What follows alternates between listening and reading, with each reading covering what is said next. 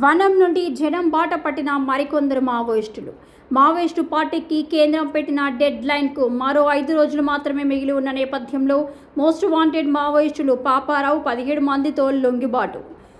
Dandakaranya special zonal committee సభ్యుడు, south sub zonal bureau incharge పాపారావుతో పాటు మొత్తం 17 మంది మావోయిస్టులు లొంగుబాటు. 8 మంది మహిళలతో సహా మొత్తం వివిధ క్యాడర్లకు చెందిన 17 మంది మావోయిస్టులు లొంగుబాటు. ఆయుధాలతో సహా వీరందరి లొంగుబాటు ప్రక్రియను త్వరలో ప్రవేశపెట్టనున్న ఛత్తీస్గఢ్ పోలీసులు.